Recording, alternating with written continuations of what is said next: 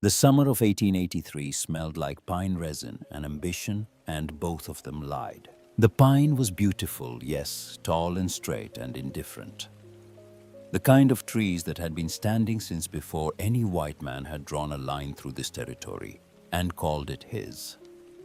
But the resin that bled from their bark in the August heat carried a warmth that was borrowed, not permanent. It was a promissory note written in fragrance, and the land would collect on it soon enough. The ambition was worse. It was the ambition of men who had come to the Black Hills of Dakota Territory with hands calloused from other failures and eyes that had learned to see potential where a more honest gaze might have seen only difficulty. They had come to own something. Most of them would survive. Some of them, Maren Llewellyn had already decided would survive only because the earth had not yet chosen its moment. She was 34 years old. She had been a widow for 5 months. She stood at the eastern edge of what she supposed she should call her property. A word that still felt foreign in her mouth, too large to clean. And she watched the men. That was what she did in those first weeks after Kai died. She watched. She had always been a watcher, even as a girl in Fayette County, Pennsylvania, trailing her father through the dark corridors of the Connellsville coal seam while he talked to the walls. Her father, Thomas Aldrich, had been a man who genuinely believed that the earth communicated with those patient enough to listen, and 30 years underground had not disabused him of this notion. It had, if anything, confirmed it. He would place his bare palm flat against a tunnel wall and close his eyes, and the other miners would wait because Thomas Aldrich's readings of the rock had saved lives enough times that his superstition had been promoted to methodology. So Maren had learned to watch before she learned to speak. She had learned to read surfaces before she learned to read pages. The men she watched now were building wood stacks. This was the central ritual of late summer in the Dakota settlements, the activity around which all other life organized itself, like iron filings around a magnet. You could measure a man's preparedness, his competence, his worth as a neighbor, and a father, and a human being by the height of his cordwood pile come September. And the men were competing. They competed with the cheerful, unconscious aggression of people who do not know they are competing, outpacing one another with axes and cross-cut saws, and the particular loud satisfaction of heavy work done in company. The stacks rose. Some of them were already taller than the men who built them, solid walls of split wood that would take a cord of rope to pull down. Maren's stack was perhaps a quarter of the smallest among them. She was not ashamed of this. Shame required caring about the same things other people cared about. And Maren was finding in the strange flat territory of grief that she cared about very different things. She had spent most of June and July watching the hill. The hill was not much to look at, which was precisely why no one else had looked at it carefully. It was the granite shoulder of a larger rise that pressed up against the northern edge of her property, a slow swell of ancient stone that ran perhaps 60 yards before leveling into the meadow where her cabin sat. The cabin itself was backed almost against the base of this rise, which the man who sold her the deed had called a disadvantaged, poor drainage, limited expansion space, the shadow it threw across the north-facing wall. What he had not thought to mention, because it had never occurred to him as relevant, was that the granite held heat. It held it the way a stone hearth holds heat after the fire dies, with the deep, slow patience of mass that has learned to receive and never learned to spend. Maren had discovered this in July, sitting on the ground behind the cabin in the early morning, when the air still carried the memory of night cold, and feeling the granite warm against her back. Not warm from the sun had not yet cleared the ridge above. Warm from within, warm from the days before, and the days before, those a reservoir of thermal memory that the stone had been filling since June and would not fully release until October. She had sat with her back against that rock for a long time, and she had thought about her father, and she had thought about Kay, and she had thought about the coal measures of Connellsville, where she had spent her childhood summers listening to men describe the deep earth's perfect constancy. The temperature underground never varies. Her father had told her once, because the rock has too much to remember to be changed by something as temporary as weather. She had pressed her palm flat against the granite, then the way her father used to press his palm against the tunnel walls. She thought she understood what it was telling her. Owen found her like that sometimes. Owen was 7, and he had his father's coloring. Dark hair, pale skin, the kind of face that seemed to be perpetually deciding something. And he had inherited from somewhere, perhaps from both of them, an absolute willingness to accept the world as it was presented, without demanding it explain itself. He did not ask why his mother sat with her back against rocks. He came and sat beside her, and they watched the hill together, and that was enough. It was Owen who first put words to the thing Maren had been measuring. They were at the corner of the cabin where the foundation stones met the granitic soil of the slope one afternoon in late July. And Owen had taken off his boots because he always took off his boots when no one was watching. And he had walked a slow circle around the cabin's perimeter, in his bare feet the way children do when they're investigating something they can't name. He stopped at the northeast corner, right where the cabin's back wall nearly touched the rise, and he stood very still. Then he looked up at her with Kai's eyes and said, "The ground here is warmer," and the words fell into Maren's chest like a key dropping into a lock she had not known was there. She crouched beside him, put her own hand flat against the soil. He was right, not warmth from the sun, which had no angle to reach the shadowed corner, but a radiant warmth pressing up from below through the granite substructure of the rise, through the soil that overlay it. The hill was breathing heat into the ground, and the ground was breathing it into the soles of a 7-year-old boy who had thought to take off his shoes. She had started making her plans the following morning. The plans required solving a problem that she spent 2 weeks arguing with herself about, because it was not a problem with an obvious solution, and because getting it wrong would kill them both. The plan in its simplest form was to build a long stone channel, running from the firebox of her rebuilt hearth, back into the body of the granite rise, a flue that ran horizontal rather than vertical, that forced the hot exhaust gases to travel a long distance through dense stone before they were finally permitted to rise and escape. The principle was the same one her father had described when he talked about why the deep mines stay temperate year-round. Mass absorbs heat from whatever passes through it, and once saturated releases that heat slowly and reliably for hours after the original source is gone. She wanted to make the granite rise into a thermal battery. She wanted to charge it with every fire she lit and draw on it through every hour the fire was dark. The problem was the draw. A conventional fireplace works because hot gases are lighter than cold air and rise naturally up a vertical chimney. And this rising creates a draft that pulls fresh air and combustion gases up and out before they can reverse into the room. Maren's flue was not vertical. For the first 40 feet of its run, it was very nearly horizontal with only a slight grade toward the exit point. A grade she had calculated by lying on the slope with a bucket of water and watching which way it drained. 2 to 3 degrees of descent toward the exit. Enough, she believed, to establish a directional bias in the gas flow, but not enough to guarantee it against the simple physics of a cold day, when the outside air pressing down the distant chimney might overcome the feeble pressure differential she was creating. The answer came from her father's description of the deepest shafts where the miners ran ventilation by placing fires at the base of upcast shafts. The heat the fire generated rising up the tall column above it created a powerful suction that pulled fresh air through the entire tunnel system. Draft, her father had said, was about column height, not about horizontal distance. If you wanted a strong draw, you built a tall chimney, and the chimney did not have to be above the firebox. It only had to be above the point where the gases had already been cooled by the earth. She would vent her flue not through the cabin roof, but through a shaft rising from the far end of the tunnel, emerging on the swell of the granite rise 20 feet above the cabin floor. The column height would be adequate. The cooler, denser air outside would create enough pressure differential against the still warm exhaust gases to maintain a reliable flow.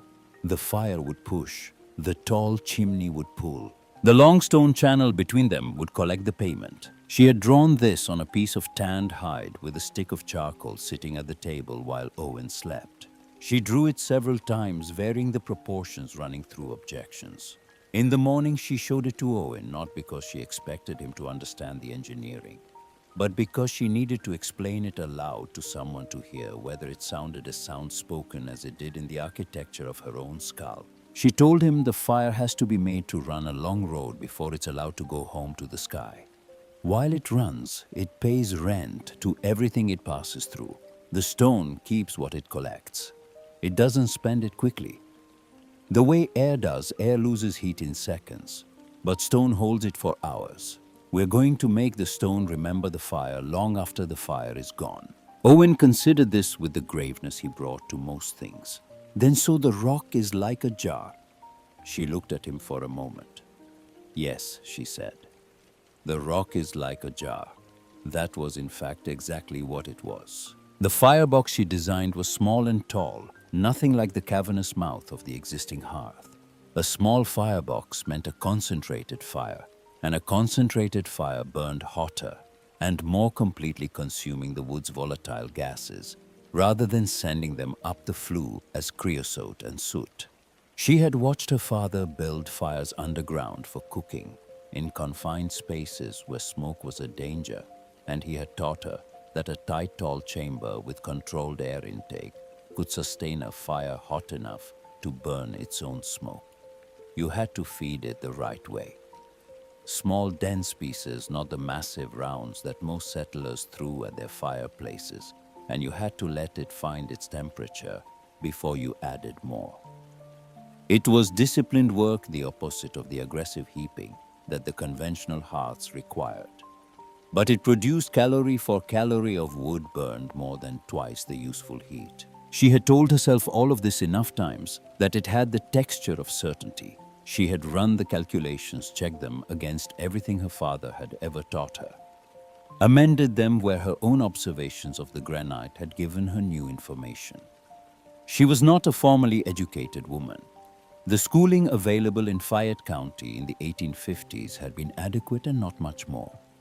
But she had grown up with a man who treated physics as a practical language and the earth as its primary text, and she had absorbed more of that education than either of them had realized at the time. She was 34 years old, and she was going to dig 40 feet into the side of a granite hill with a pickaxe while raising a 7-year-old child and keeping a household running with the Dakota winter approximately 11 weeks away. She began to gather flat stones from the creek bed a quarter-mile east of the cabin. It was this gathering that Edmund Hale first witnessed. Hale was the kind of man that a frontier settlement constructs for itself out of necessity, the individual who accretes competence until competence becomes authority, until authority becomes identity. He had come to Dakota Territory in 1868 from a farm outside Columbus, Ohio, where he had grown up, doing the kind of work that was simply called work without subdivision or specialty. And in that undifferentiated labor, he had discovered that he was better at building things than at any other task the farm demanded. He was 52 years old. He had built the meeting house, the Pratt family's 2-room addition, the Croft barn, and parts of most of the other structures in the settlement. And his craftsmanship was genuinely excellent: square corners, tight joinery rooflines that shed water the way they were supposed to. He was not a cruel man. He was a man of earned confidence who had learned that his earned confidence was usually correct. And this had narrowed him in ways he was too successful to notice. He came to her property on a Thursday afternoon in mid-August, hat in hand, which was his version of informality. He had watched her stacking the flat creek stones in a pattern he couldn't make sense of. Not a foundation, not a path, something else, and he had come to understand it, or perhaps to correct it. He came with honest intentions that mattered. It simply did not help. The conversation was brief. He had come to offer labor. Some of the men could come by Saturday to help extend her wood stack. And if she needed the chimney looked at, Ned Croft had mentioned it was drawing poorly. He was looking at her with the particular warmth people use when they are being generous, and they know it. And Maren felt the warmth as a kind of pressure. She thanked him. She declined the wood. she said the chimney would be addressed. Something shifted in his face. Not offense exactly, he was too mannered for that, but a recalibration, the expression of a man who has extended his hand and found no corresponding extension offered. He looked at a pile of creekstones, the pickaxe leaning against the cabin's north wall, the stretch of ground she had been measuring and marking with small wooden stakes running toward the base of the rise. He asked what she was planning. She told him. Not fully, she did not owe him the full architecture of her reasoning, but she told him the essentials. A channel through the hill running from the rebuilt firebox, the stone absorbing the heat, the distant chimney creating the draw. He listened with the focused attention of a professional, hearing a proposal that conflicts with his professional knowledge, which is a particular kind of listening that contains very little actual reception. When she finished, he was quiet for a moment in the way that precedes a careful response. Then he explained with genuine patience that the smoke would not make that journey. It would backdraft. In a cold snap with high exterior pressure and a 40-foot horizontal run offering almost no natural buoyancy, the exhaust gases would find it easier to return into the cabin than to push through to the distant chimney. She would smoke herself and the boy out of the cabin in the best case, or worse in the worst. He had seen poorly designed flues do severe damage. He said quietly, helped carry a man out of a cabin that a badly drawing fireplace had filled with carbon monoxide on a January night. Maren heard all of this. It was not unintelligent. Two of his objections, the backdraft risk, the cold snap pressure differential, were objections she had raised against herself during the 2 weeks of internal argument, and her answers to them were worked out and specific.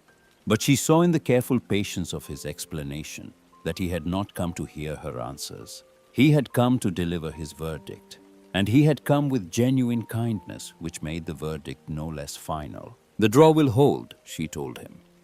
The height of the exit chimney creates adequate suction. The grade of the channel is sufficient to establish directionality. The firebox is designed for a fast hot burn that generates high-pressure exhaust. It won't be languid smoke drifting in a cold channel. It will be a pulse of gas under pressure. He looked at her for a moment, and in his look was not contempt, but something she found harder to bear. The patience of a man who has decided that further argument is not a kindness. He said that he would have some of the men come anyway on Saturday, that they could look at the chimney together.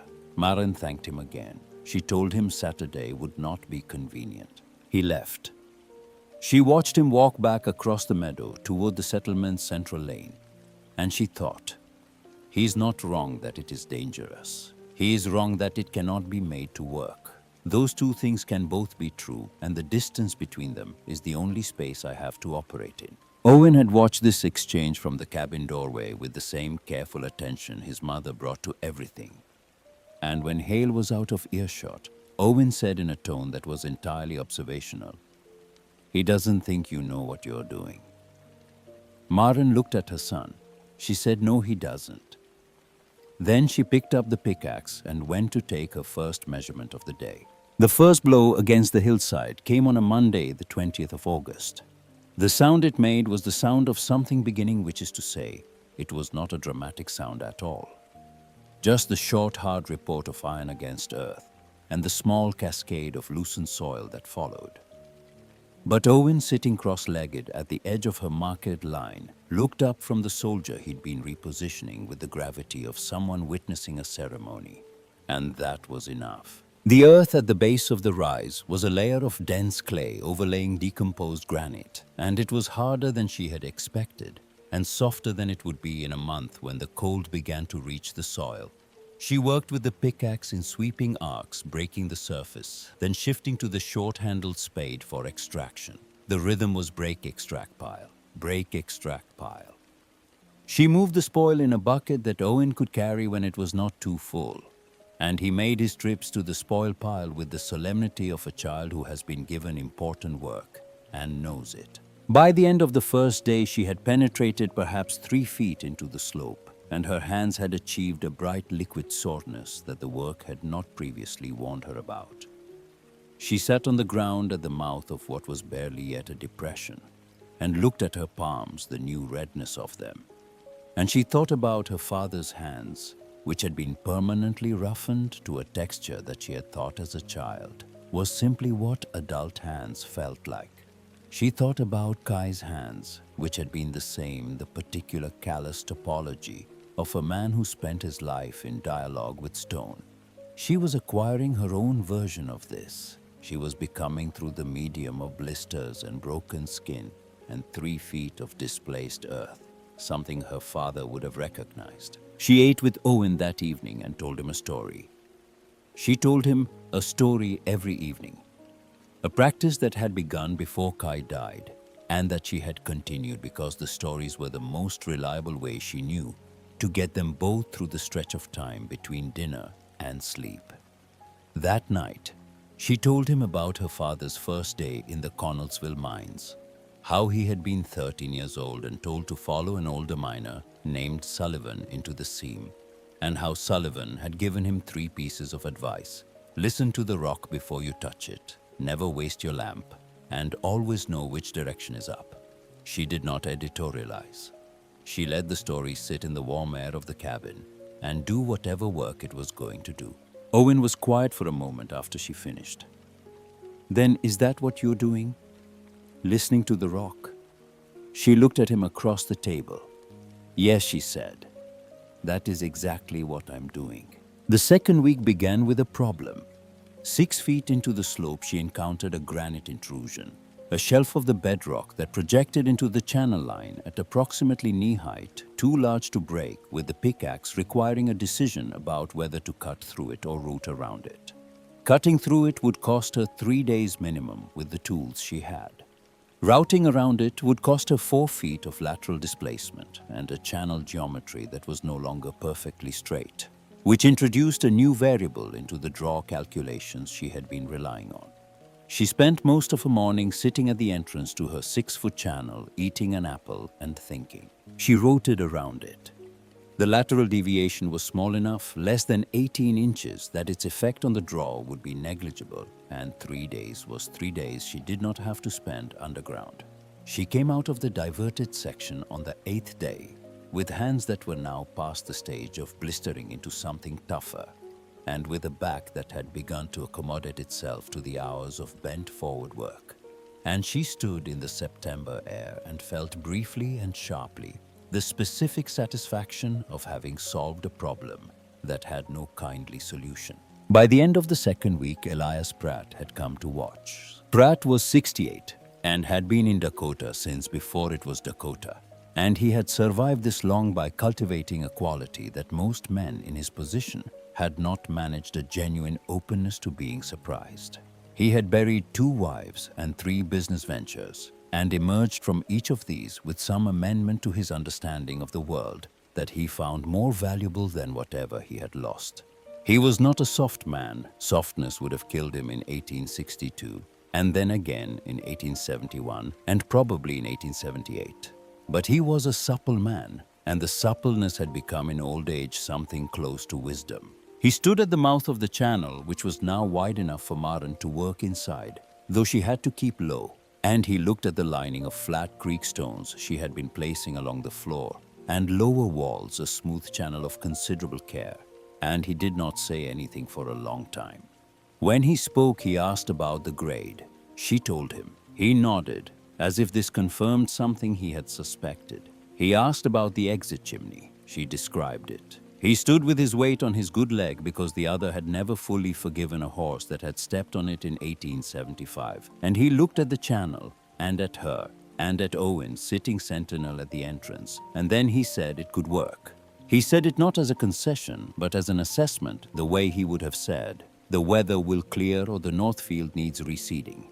Factual without enthusiasm or resistance. It was the only positive assessment she received from anyone in the community. Word had spread by then. It had spread in the particular way that frontier settlements process anomalous information through the women at the general store first, then through the men at Hale's property, where they gathered on Sunday afternoons to compare wood stacks and weather predictions. And by mid-September, It had crystallized into a settled narrative. The widow Llewellyn was digging into the hillside from her fireplace. Some variation of this narrative included the detail that she had already sealed off her existing chimney, which was not yet true but would become true, and in most versions of the story, the detail was treated as the decisive evidence. People could be peculiar in their grief. The cold, when it came, would correct the peculiarity one way or another. Maren was aware of the narrative. She heard it in the brief, careful conversation she had at the store, in the way women's eyes moved from her face to somewhere slightly past her when she smiled at them. She did not argue with it. Argument would have required her to care about being believed, and she had decided not all at once, but gradually, the way you decide to set down a weight you've been carrying, that she could not spend the energy available to her on both the tunnel and the opinions of people who had not seen the plans. She chose the tunnel. The end of September brought the first cold nights. Not the deep cold, but the early cold, the kind that announces itself as a suggestion and strengthens toward a requirement. The soil at the tunnel face was beginning to stiffen in the overnight hours, which made the morning work harder and the midday hours more important. Maren adjusted her schedule, rising before the sun to work, while the ground was as unfrozen as it was going to be, resting through the coldest part of the morning and driving hard through the afternoon. Owen's schedule adjusted with hers without complaint, which was one of the many things about her son that she found she could not think about directly without something in her chest becoming temporarily unnavigable. On the 23rd of September, a section of the tunnel ceiling failed. She was 22 feet into the slope, working the face, when she heard the sound. Not dramatic, not like an explosion, just a wet settling noise above and behind her. And then the weight of perhaps 60 pounds of earth and clay pressing against her lower back and legs. She was not buried.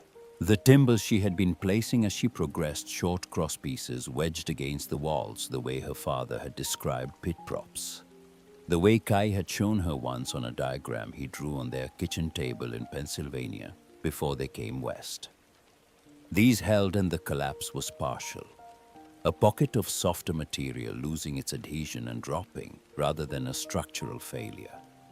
But she was pinned at the knee by the fallen material, and the lantern had tipped, and she was working in a darkness that was not the comfortable darkness of deep underground, but the small immediate darkness of a space that had just reminded her of its power.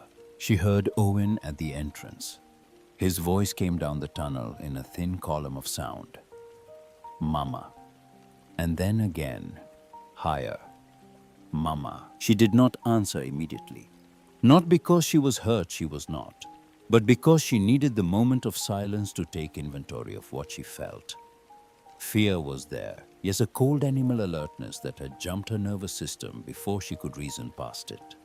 But underneath the fear was something else, something her father had described once after a roof fall in the number 7 seam, where 3 men had been trapped for 9 hours before the rescue party reached them. He had said, you find out who you are when the rock comes down. Not because it makes you someone you weren't, but because there's nothing left to be anybody else. You meet the part of you that was always going to handle this. She called back, I'm here. I'm all right. Don't come in. She worked her legs free of the collapsed material, moving slowly, feeling for any secondary instability above before shifting her weight. She found the lantern, relit it from the match tin she kept in her right apron pocket. Always the right apron pocket every day. The only rigidity she permitted herself in a life that had become largely improvised, and she assessed the failure. A pocket of clay had detached from between 2 horizontal stone bands. The fall was contained, the timbers had redistributed the load correctly. She needed to add a second cross member at this interval and pack the space above with stone before she advanced. An hour's work, perhaps 2. She sat in the lantern light for a moment before she began. The tunnel smelled of wet clay and granite dust and the faint carbon of the lantern. It was not an unpleasant smell.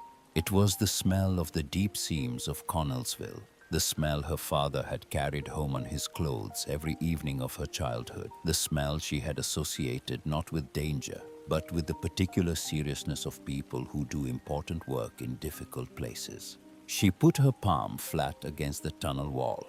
The stone was cool and slightly damp and solid in a way that surfaces rarely are solid all the way through solid for 30 feet in every direction solid with the indifference of something that has outlasted many temporary dramas. She took her hand down. She picked up the pickaxe. She began. By the middle of October, the aspens had gone yellow, a color so sharp and clean, it looked aggressive against the gray granite sky, and the nights had acquired a bite that was no longer suggestion. Maren worked the last section of the tunnel by lantern light in the mornings, and by the cold, low afternoon sun that reached the entrance for an hour between noon and 2. Owen had developed a practice of talking to her continuously, while she worked a flowing monologue about whatever he had been thinking about since breakfast. The soldiers, the creek, the hawk he had seen land on the ridgeline. A question about why horses slept standing up. And the sound of his voice in the tunnel entrance was the sound of the world above the warm, sunlit living world that was her reason for doing this, and she worked toward it with every swing. The channel was completed on the 15th of October. 40 feet lined in flat stone, descending 2 degrees toward the far end. At its terminus, the vertical shaft rose 20 feet through a careful succession of stones she had mortared with a clay paste of her own preparation, emerging on the swell of the rise as a low-capped chimney that was nearly invisible from the cabin below. She had packed the junction between the tunnel and the shaft with precision, ensuring no lateral leakage. She had rebuilt the firebox at the cabin end, small, tall, insulated with double-thickness stone on all 4 sides. And she had on the last clear day before the first real freeze sealed the original chimney flue with packed stone and clay mortar. She stood at the entrance to the sealed flue and looked at what she had done. It was not beautiful. It was not the kind of thing anyone would point to with pride, a low doorway in a hillside, a rebuilt firebox that looked less impressive than what it replaced, a cabin that from the outside appeared to have lost its proper chimney. Hale, when he had ridden past 2 weeks earlier and seen the original chimney being sealed, had pulled up his horse and looked at her for a long moment with an expression she recognized, the expression of a man watching someone do something he believes to be a fatal mistake in slow motion. He had not spoken. He had ridden on. She was not building for his admiration.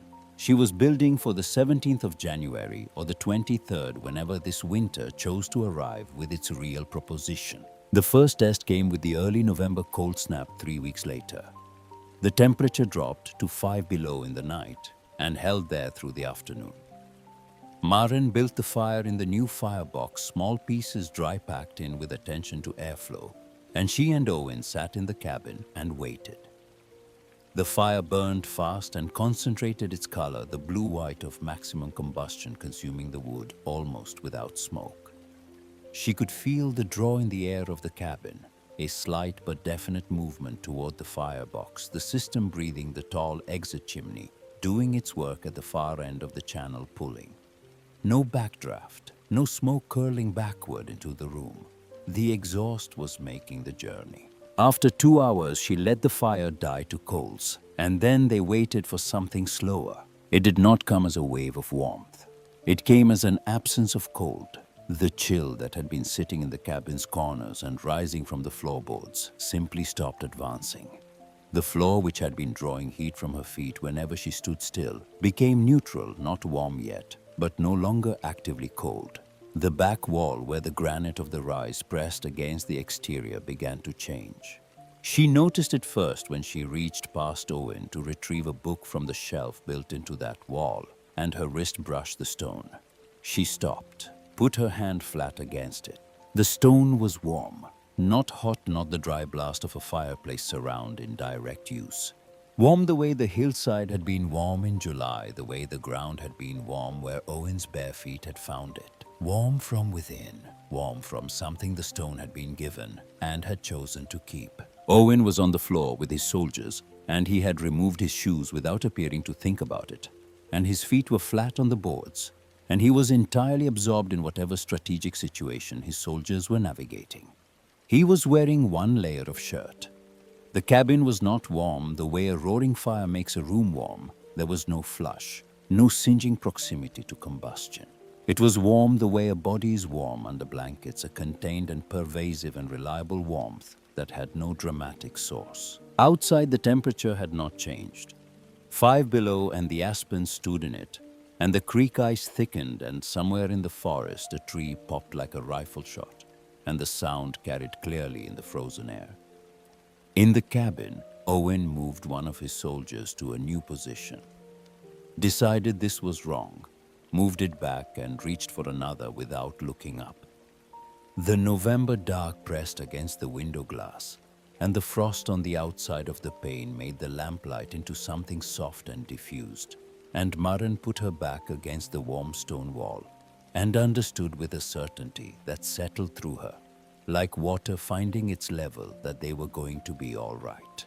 The November cold snap lasted 4 days and then retreated. The way early cold always retreats in Dakota, not in defeat, but in preparation, pulling back to gather itself before the real campaign began. In those 4 days, Maren burned a fraction of what her neighbors burned. She knew this not because she was measuring their consumption, but because she could see the wood stacks from the lane, and the stacks were visibly shorter than they had been while hers had barely changed. This was useful information. She filed it away without satisfaction, the way a navigator marks a landmark not to admire it, but to triangulate from it. The information traveled faster than she did. By the end of the first week of November, 3 women at the general store had mentioned the widow Llewellyn's chimney, or rather the absence of it. The peculiar thin thread of smoke that rose from a point on the hillside rather than from the cabin roof, and the strangeness of how little of it there was.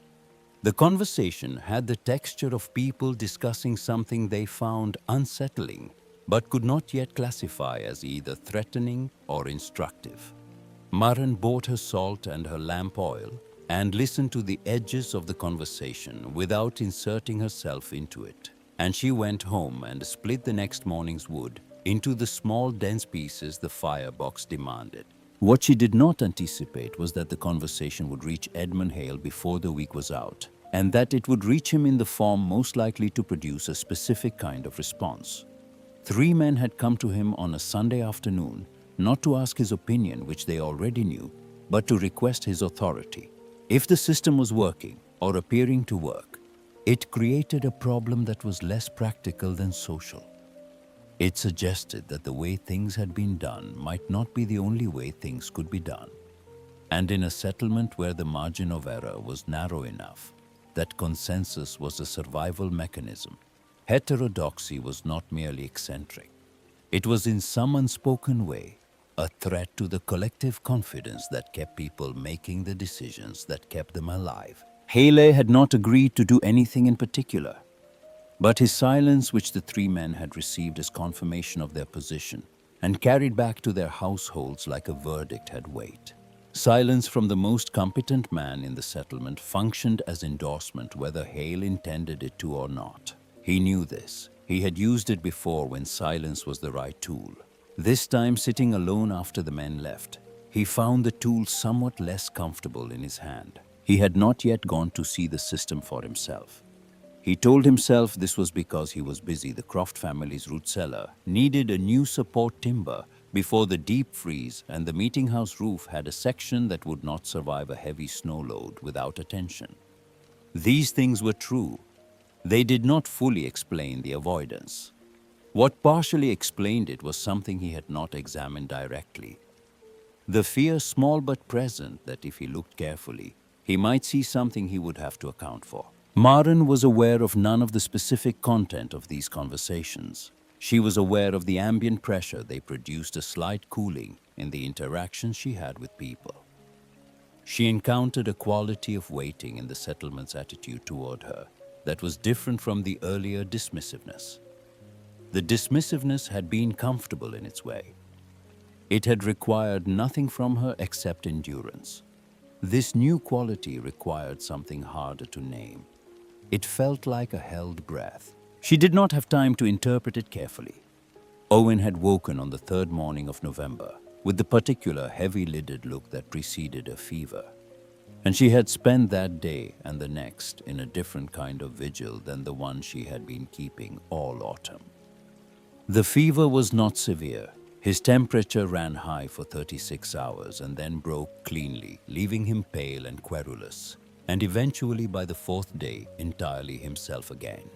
But those 36 hours had stationed her beside his pallet on the warm floor of the cabin, her hand checking his forehead at intervals, her mind doing the thing she had been protecting it from doing since February. Kai had started with the fever too. Not in the same season, it had been January for him. Deep January, the worst of the first winter. But the beginning had been the same flat look, the same heavy eyes, the same temperature that the back of her hand could read without a thermometer. The difference was the floor. Kai had lain on a floor that was cold because the air above it was cold, because the fireplace heated the middle height of the room, and abandoned the floor and the walls and everything that wasn't positioned directly in its path. The cold had been a second illness underneath the first one, a constant drain on a body that needed every resource to fight. She had stacked blankets under him. It had not been enough. Owen lay on a floor that was warm. Not dramatically warm, she had never managed to make the cabin feel like summer, but warm in the way of something that has mass and constancy behind it. Warm in the way that costs the body nothing to receive. She put her palm flat on the boards beside his pallet and felt the heat coming up through the wood from the stone beneath, from the channel, beneath the stone, from the 40 feet of granite that had been collecting the fire's payment since October. She watched her son breathe with the steady rhythm of a child whose body was fighting one thing at a time, and she understood in a way that was physical before it was intellectual what she had actually built. She had not built a more efficient hearth. She had built the conditions under which a sick child did not have to fight the cold at the same time as the illness. Those were not the same thing. The first was an engineering achievement. The second was something closer to what her father had meant when he talked about the mind's deep constancy. The idea that the earth, properly understood and properly engaged, could be made to provide a stability that the surface world with its weather and its seasons and its sudden reversals could never reliably offer. Owen's fever broke on the morning of the 5th, and he asked for porridge and then asked whether his soldiers had been moved while he was sick.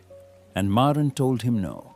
They were exactly where he'd left them, and he relaxed into his blankets with the satisfaction of a general whose army has held its position in his absence.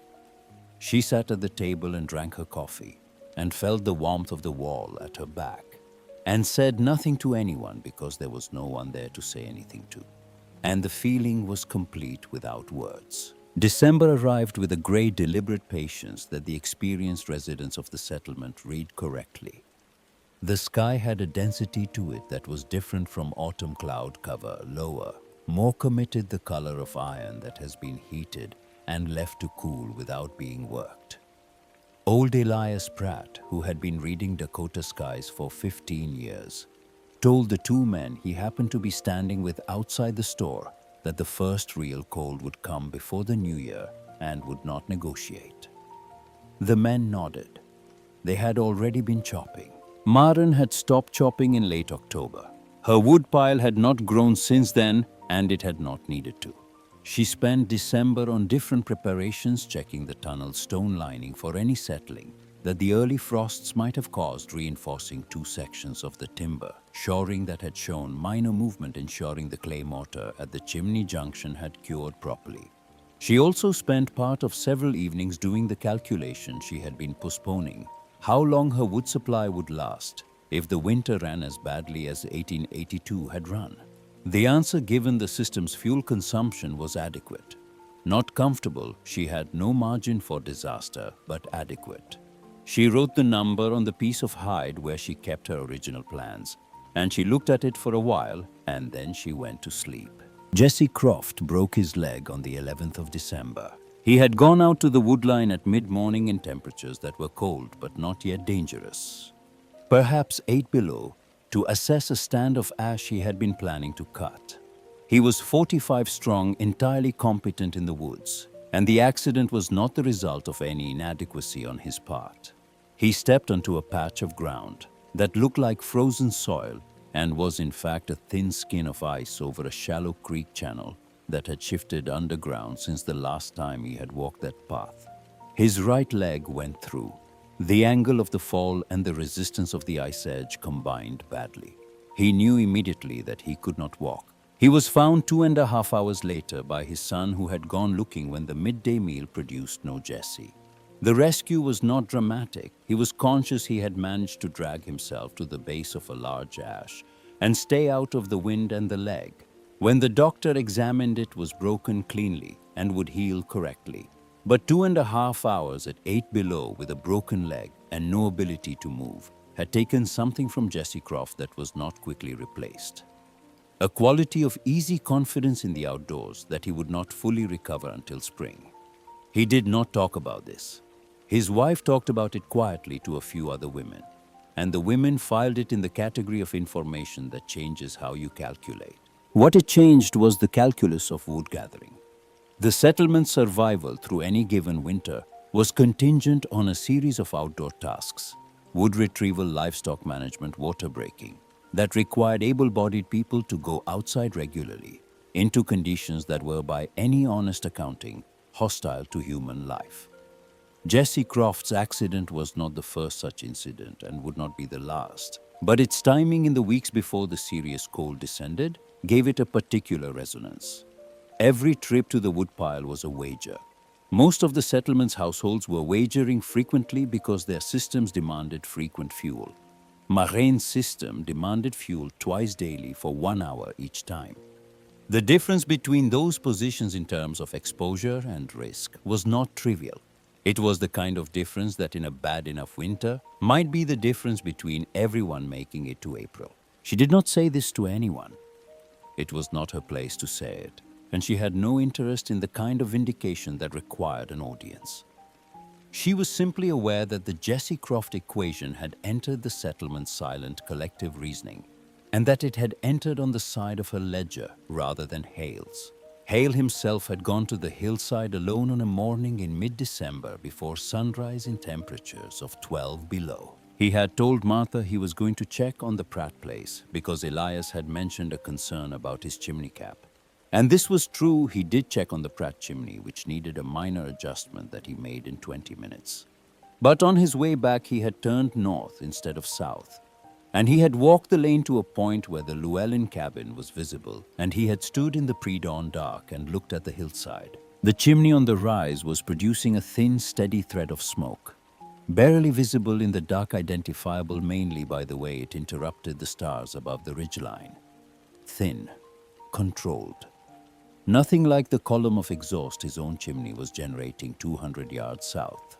A thick, continuous discharge that represented the enormous waste inherent in a system that had to maintain a roaring fire around the clock to keep a family from freezing. He stood, and he looked at that thin thread for several minutes, and he felt something shifting in the architecture of his understanding that he was not yet ready to examine. He did not knock on the door. He walked home in the 12 below dark, and he sat down at his kitchen table, and he drew from memory what he understood of her system's design. He had listened to her description in August, and he had dismissed it, but the dismissal had not erased the memory. It had simply filed it in the category of things that were wrong, and now he was pulling it back out and looking at it from a different angle. The horizontal channel, the grade, the tall exit chimney, the principle of the exit chimney's height creating draft independent of the combustion location. He drew it, and he looked at what he had drawn, and he sat with it for a while. Martha came down in the early morning and found him at the table with the drawing in front of him. She looked at it for a moment. She was a practical woman, and she understood structural drawings, and she said nothing, which meant she understood what she was looking at and had decided that comment was not yet useful. She made coffee. He drank it. Neither of them said anything about the drawing, and neither of them needed to. January arrived without announcement on a Thursday night, which is to say the real January. The January that the older residents had been calibrating against all autumn, not the cold snap of November, and not the gray patience of December, but the actual thing, the deep freeze that descended on the Black Hills in the second week of the month and removed from the air any quality of negotiation. The temperature dropped to 30 below on Friday. By Saturday, it was 35. By Monday, it had reached 40 below and settled there with the absolute stillness that gave this particular cold snap its eventual name. Not dramatic, not violent, just a complete and comprehensive withdrawal of thermal energy from every exposed surface, every gap in every wall, every hour of every day. The blue stillness, 40 below, and nothing moved. In Hale's cabin, which was genuinely the best built structure in the settlement, the fireplace ran continuously. There was no alternative. A fire banked low for 4 hours in 40 below temperatures lost the battle against infiltration. The cold pressed in through every interface between interior and exterior, through the dovetailed corners that Hale had cut with such precision through the mortared stone of the chimney surround, through the floor seams that had been tight in October and had contracted in the cold to something marginally less than tight. The fire had to run hard to maintain livable temperatures in the main room. The bedrooms were heated primarily by proximity and by the pile of blankets that Martha had been augmenting since October. Sarah, the youngest, had developed a cough. The cough was the kind that starts as something minor and ordinary. The dry air, the cold, the particular respiratory challenge of a Dakota winter, and that in a healthy child in a warm house would resolve in a week without complication. Sarah was a healthy child, but she was not in a warm house, not in the way that warmth reaches a sleeping child at 3 in the morning when the fire has been banked for 2 hours and the bedroom has dropped to 25 degrees and the body labors all night to maintain its own temperature rather than spending that energy on repair. Hale knew this the way he knew most things about construction from the inside, from his own competence, from the dawning understanding that a system he had built to his best capacity was failing in a way he had not designed for. He was burning furniture by the 17th of January. A chair first, then a small storage chest that had come with them from Ohio that had sat in the corner of the bedroom for 15 years. He fed it to the fireplace with the particular care of someone destroying something irreplaceable, placing the pieces precisely so that nothing was wasted. His wood supply, which had been the largest in the settlement, was gone. He had burned it all. He had burned it in a fireplace that was calorie for calorie, one of the least efficient ways that human ingenuity had ever devised for converting stored wood into habitable temperatures. And the wood had gone anyway, as wood always goes. And the cold had kept its position outside the walls, as cold always does, patient and inexhaustible, waiting for the fuel to run out. Martha did not speak about it. She had moved Sarah to the main room to a pallet beside the hearth, where the direct heat could reach her, and she sat beside the child through the long nights, with the stillness of a woman who has decided that the most useful thing she can do is remain present and not communicate her fear. Hale looked at his wife sitting beside his daughter and felt the specific weight of a man who has failed the people who trusted him, not through negligence, not through lack of effort, but through the more difficult failure of having been wrong about something that mattered. He made a calculation. It was not a calculation he was proud of, but it was honest, which was what calculations at 3 in the morning in 40 below temperatures tend to be. The widow Llewellyn and the boy had almost certainly not survived. Her system had failed, or the tunnel had collapsed, or the cold had simply overrun whatever clever arrangement she had made, because the cold overran everything eventually. Her wood pile would still be there. He could not heat his cabin with her design, which he did not understand well enough to build, even if he had wanted to, but he could heat it with her wood. He could keep Sarah warm enough for the fever to break. He could get his family to the other side of this. He dressed in every layer he owned. He went outside. The 40 below air was a different substance from cold air. It was air that had been stripped of every quality except temperature. And it entered the lungs as a kind of pain that was also clarity. The clarity of absolute conditions of a world that has removed all its ambiguity. He moved quickly, because moving quickly was the only option. Because stillness at 40 below was a rapid negotiation with death, and he had a destination. The 100 yards to the Llewellyn cabin felt like a passage through something, a transition between states, and he arrived at her door with ice already forming on the scarf across his face, and his hands even inside their double gloves, reporting the beginning of what would become real cold damage if he did not find warmth within minutes. He raised his fist to knock, and he saw the light in the window. Not the firelight flicker of a fire being desperately maintained. A lamp. A steady, ordinary lamp burning the way lamps burn in houses where the occupants are not in crisis. He stood in the 40 below dark and looked at that light for 3 seconds, which was all the time he could afford to stand still, and the light dismantled something in him that the cold had not touched. He knocked. The bar on the inside lifted. The door opened. Maren Llewellyn stood in the doorway wearing a wool dress and a look of complete composure. And the warmth that came through the open door was not the aggressive heat of a fire in full combat with winter. It was a steady, ambient, pervasive warmth.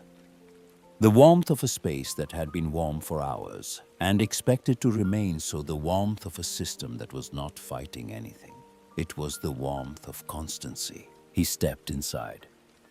Owen looked up from the floor. The soldiers still. The soldiers, the army that had maintained its position through everything, and regarded Hale with the frank assessment of a child who recognizes that something important is happening but has not yet determined what it is. Then he looked back at his soldiers. Haley moved to the center of the room. He was looking for the fire, looking for the source, because his entire understanding of thermal management told him there had to be a source proportional to the warmth he was standing in. He saw the firebox, the small tight firebox with its bed of coals, not a roaring fire, not even a live flame, just the deep orange of wood that had burned hot and fast an hour ago, and was now in its afterlife giving off the last of its direct heat before it surrendered to ash. A fire that small could not be doing this. It was not physically possible by any principle he had built his professional life on. He turned to the back wall, put his bare hand against the stone he had pulled the glove off without deciding to the hand moving on its own toward the thing it needed to verify.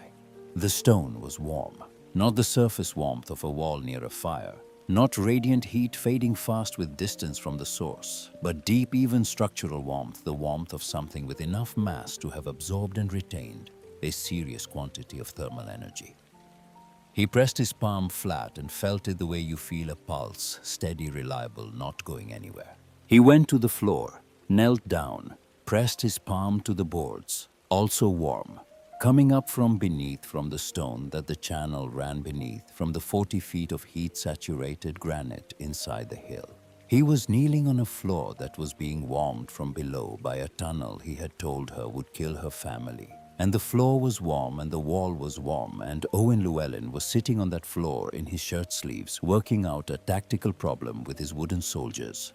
And outside it was 40 below, and his own daughter was lying beside a dying fire on a pallet in his best-built house. And there was no way to hold all of this at once without one of the things you believed about yourself giving way. He looked up at Maren. She was watching him with the steady patience of someone who has been waiting for a long time for the world to catch up to what she already knew, and who has found in the waiting something closer to compassion than triumph. She was not going to tell him she had been right. She had never needed him to know she was right. What she needed, and what he could see her needing clearly now for the first time, was for other families to be warm.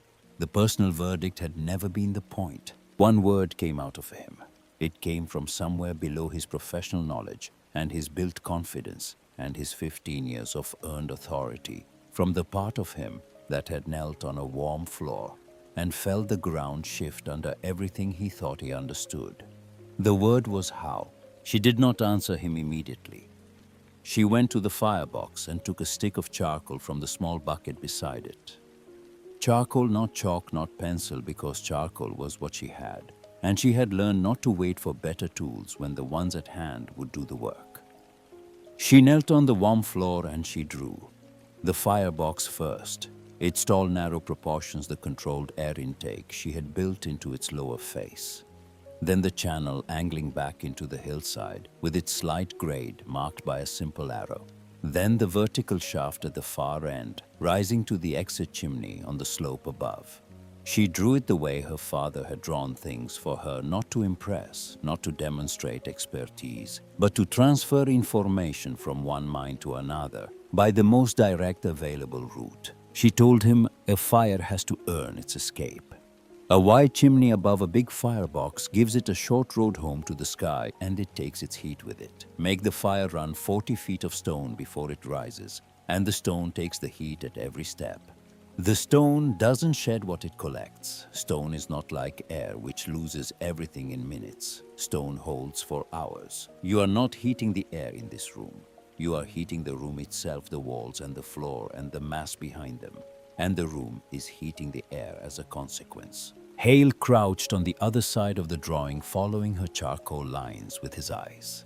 His face had the look of a man performing rapid structural translation, taking what he was hearing and converting it into the spatial language he thought. In checking the geometry, finding the load paths, she could see him doing it. She had watched her father do the same thing when an older miner described an unfamiliar seam configuration.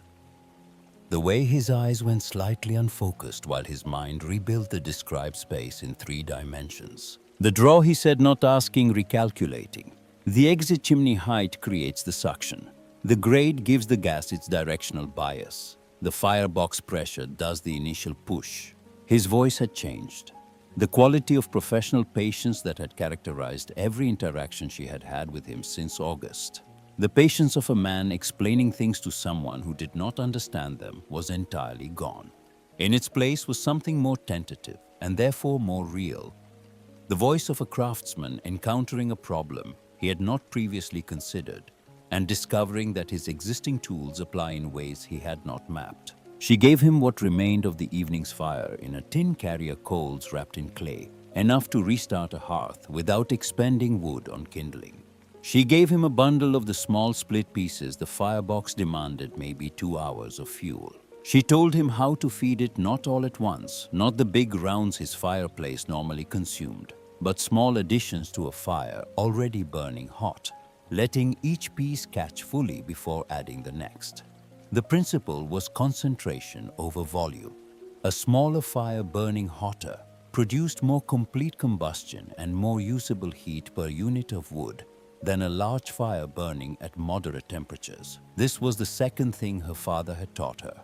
After listening to the rock, that efficiency was not a compromise of power, but a redirection of it. Hale took the carrier and the wood and stood at the door for a moment.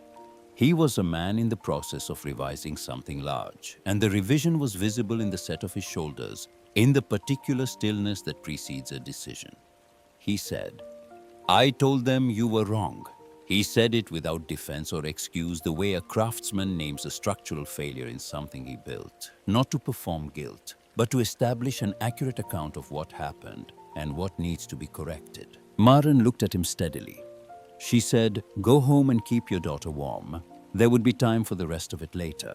He went out into the 40 below dark. She barred the door and stood for a moment with her hand on the warm wood of the bar, listening to the blue stillness press against the exterior of the cabin with its absolute impersonal force.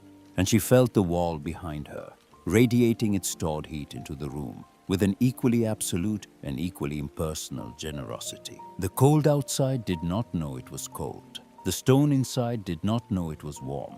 They were both simply doing what mass does when heat has been applied and removed, one accumulating, one dispersing the physics patient, and indifferent to whatever human dramas played out at the boundary between them. Owen had fallen asleep on his pallet, one wooden soldier still loosely held in his hand. She took the soldier carefully and set it with the others and pulled the blanket up to his chin, which was a habit rather than a necessity. The room would stay warm enough through the night that the blanket was comfort, not survival. She sat with that distinction for a moment because it mattered.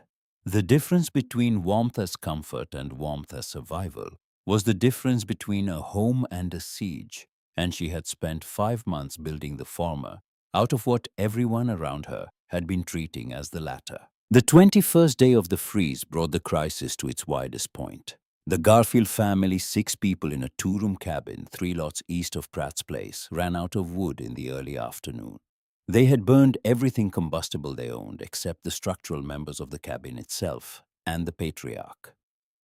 A large, quiet man named William Garfield, who had come to Dakota from Indiana 4 years earlier, and had not said a word to Maren since the day she arrived knocked on her door, with his two youngest children standing behind him in the cold.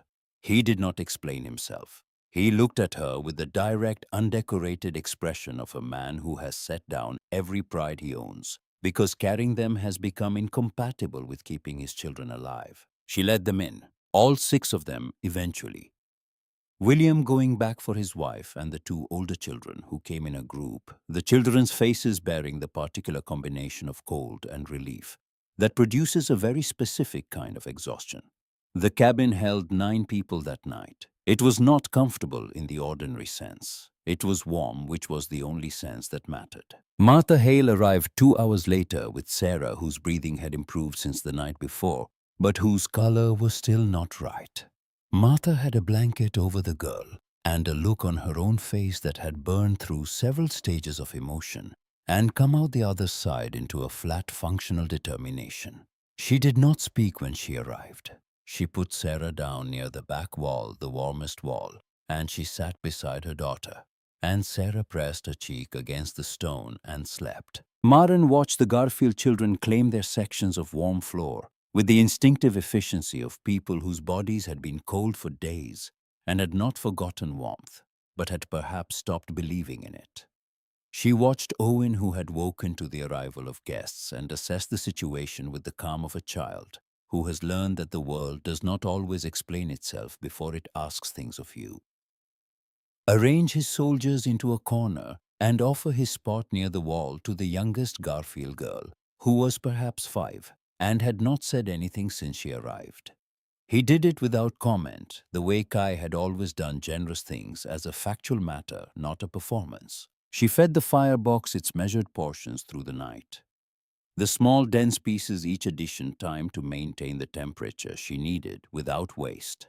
The system did not require her constant attention the way a conventional fire would have. Between feedings, she sat at the table and listened to the settlement outside in the 40 below dark.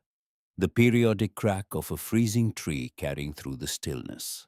The silence that surrounded those sounds and made them more rather than less absolute.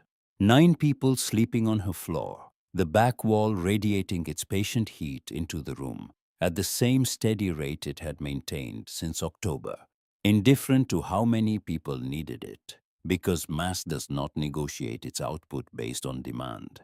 It gives what it has, at the rate it has always given it, and that night what it had was enough. The blue stillness broke on the 23rd day, the temperature rising incrementally to 30 below, then 25, then by the following morning to 15, which felt after what had preceded it like a door opening into a different season. People emerged from their houses with the slightly stunned quality of people who have survived something and have not yet fully accounted for what the survival cost. 6 households had burned through their structural wood. 2 families had suffered frostbite injuries from necessary outdoor trips. Sarah Hale was sitting up and eating her color returning. Nobody had died. But the accounting of what the freeze had demanded was not complete in the bare fact of survival. The survival had cost things that winter could not replace before it came again, and the settlement understood this without discussing it openly. The way communities understand things that are too large and too implicating to be said all at once. Hale called the meeting on the 28th of January. 7 men, the de facto council of the settlement, gathered in the meeting house that Hale had built in 1871. He arrived with the drawing he had made from memory at his kitchen table 2 weeks earlier, amended by the additional drawing Maren had made on her floor, and he placed it on the table where they all could see it. He was not a man who prefaced difficult things with elaborate approaches. He put the drawing down and he said I was wrong about the Llewellyn system.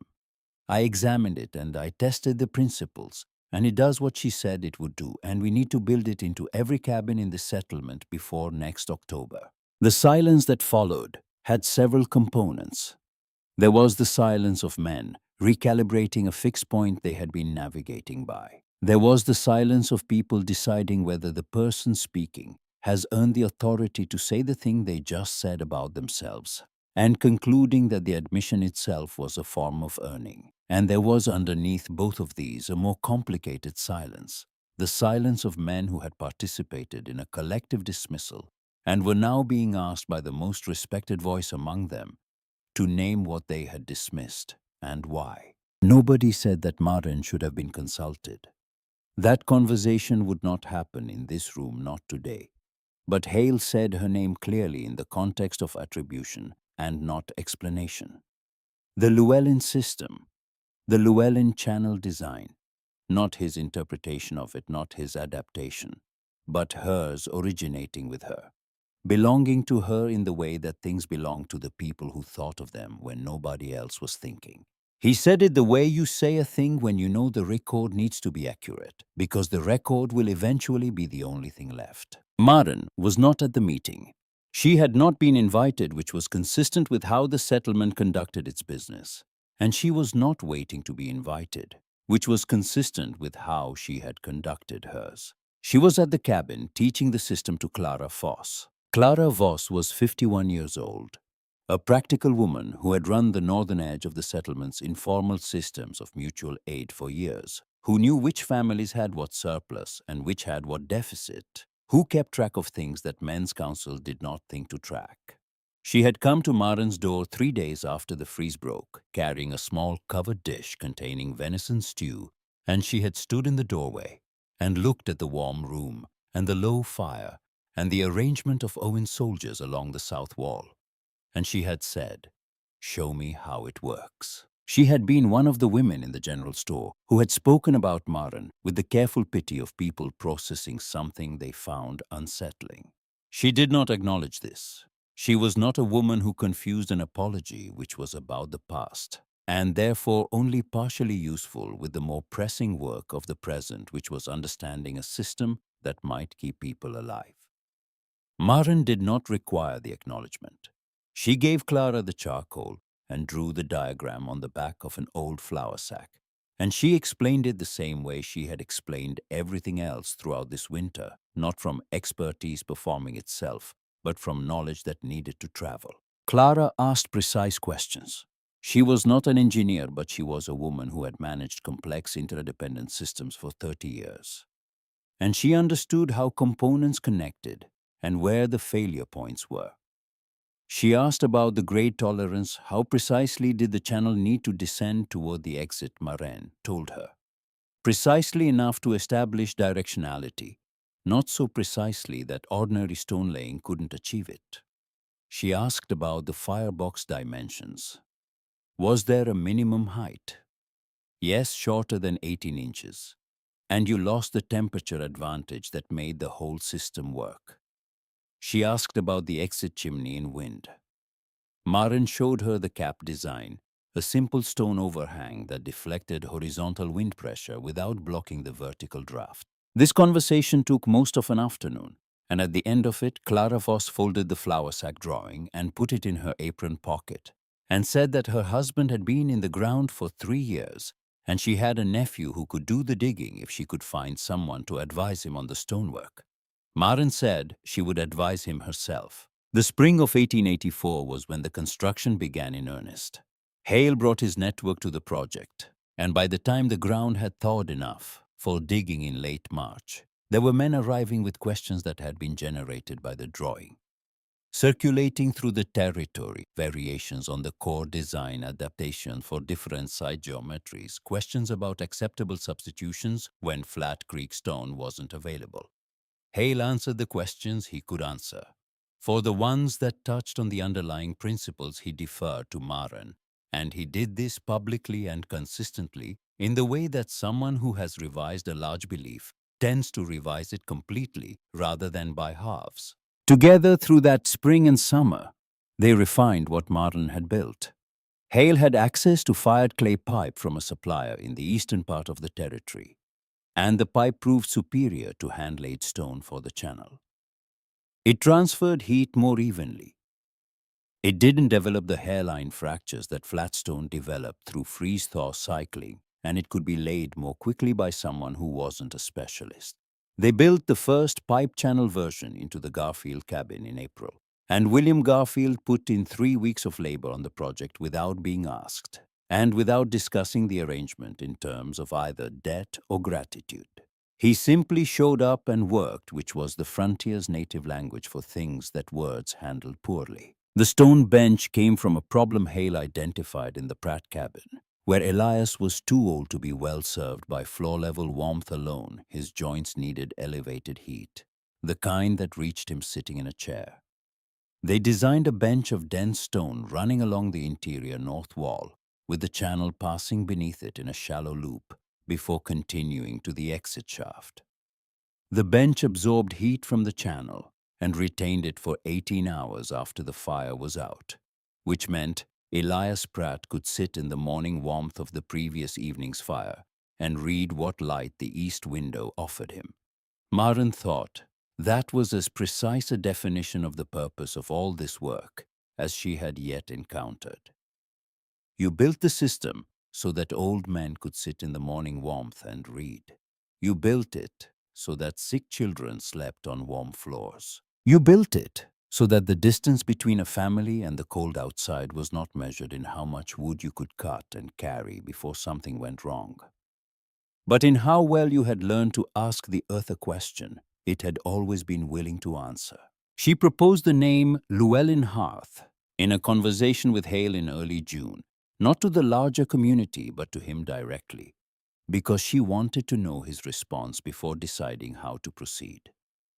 She told him it mattered that the attribution was accurate not for her benefit, because she was not building a legacy in the way that legacy usually meant, but because the design would be reproduced and modified and passed along, and the principles underlying it needed to be traceable to their origin so that future modifications could be checked against something real. An anonymous design was a design that could drift from its own foundations without anyone noticing until something failed. Hale was quiet for a moment. Then he said it should have been Llewellyn from the start. That was all he said on the subject, and it was enough. The name appeared in the first written account of the design, a practical guide that Hale composed over the winter of 1884, in his careful, precise hand describing the construction process for someone with basic masonry skills. He put her name on the first page and the design's origin in a specific necessity, and the principles in language that was both technically accurate and plain enough to be understood by the people who would use it. It was not a scientific paper. It was a set of instructions for keeping families alive, which is the most serious form of technical writing there is. By the winter of 1884 into 1885, 15 cabins in the settlement had the system in some form. The collective wood consumption of those 15 households was less than half what they had burned the previous winter. The reduction in cold-related illness was not formally tabulated. This was not a community that kept those records, but Clara Foss noted it because she was the kind of woman who kept track of things. And what she tracked was this: in the winter of 1883, 3 children in the settlement had been seriously ill with cold-related respiratory illness. In the winter of 1884, 1 child had a mild winter cough that resolved in a week. The design spread the way. Useful things spread in places where survival is not guaranteed.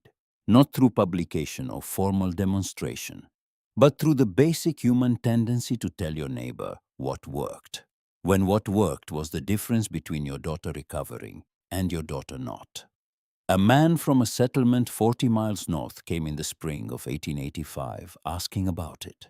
He had heard it described incorrectly. Some version of the story had reached him as a tale about a woman who had captured geothermal heat from deep underground, which was not accurate, but which reflected the common tendency to make practical ingenuity sound like magic rather than methodology. Hale explained the system to him correctly and gave him a copy of the written guide. The man went home and built it and sent word back in the fall that it worked, and in the same letter asked whether there was any objection to him teaching it to the surrounding homesteads. There was no objection. Maren was on the hillside on an evening in the summer of 1887, sitting on the granite above the exit chimney, the stone warm through the fabric of her dress with the accumulated heat of a long July day. Owen was below at the base of the rise doing something with rope and a fallen branch that had absorbed his complete attention for the past hour.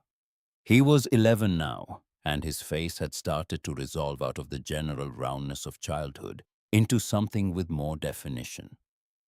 Her father's jawline, she thought, or perhaps Guy's. They were similar enough that she sometimes confused the memory, and she had decided she did not mind the confusion. From the height of the hillside, she could see most of the settlement's roof lines. And from most of the roof lines, she could see on this summer evening, when the early cooking fires were being lit, the thin threads of smoke rising from the various Llewellyn hearth installations. The threads were pale and sparse, the systems running efficiently, combustion nearly complete, waste minimal. They looked nothing like the thick columns that had climbed from the same cabins in the winter of 1882, which had been the winter before Kai died, the winter before she had understood any of this. Those columns had been the visible signature of a losing proposition of enormous quantities of wood being consumed to accomplish a fraction of what the earth could be made to do if you approached it with patience rather than force. The thin threads were easy to miss. They were the signature of a system that had solved most of its problem before anything needed to be burned, and what remained of the problem was small enough that its resolution barely marked the sky. She watched them rise and thin and disappear into the blue above the ridge, and she thought about all the things they represented that would never appear in any account of this place. The children who had slept warmed the wood that had not needed to be cut in dangerous cold, the trips across frozen ground that had not needed to be made, the small daily negotiations with death that the system had simply removed from the ledger. Owen had finished whatever he was building and was looking up at her from the base of the slope. She could not see his expression clearly from this distance, but she knew the look. He had been watching her sit still for a while, which meant she was thinking about something. And he was patient with her, thinking the way she had always been patient with his. This was one of the things that passed between people without being taught if the conditions were right. She had not taught him patience. She had simply practiced it in his presence for 11 years. And he had absorbed it the way stone absorbs heat, without drama, without announcement, as a natural consequence of sustained exposure. She put her palm flat on the granite beside her. The stone was warm with July's accumulated generosity, holding it the way stone holds everything. Without urgency, without display, simply retaining what the season had given it and preparing to return it across the long dark hours that were coming. Not this dark, not summer dark. The winter dark eventually always. But the stone would be ready. The stone was always ready because the relevant question was never whether the cold was coming. The cold was always coming. The relevant question was what you had the patience to prepare, and whether you were willing to learn the answer from a source that everyone around you had decided was not worth consulting. She took her hand from the stone and stood and looked one more time at the thin threads of smoke rising from the settlement below, these slight clean marks on the August evening that most people would pass over without a second thought, that were in fact the visible proof of a different way of asking the earth for help, a way that the earth had always been prepared to give. Owen called up from the slope, "Are you coming down?" She looked at him. She looked at the smoke. She went down.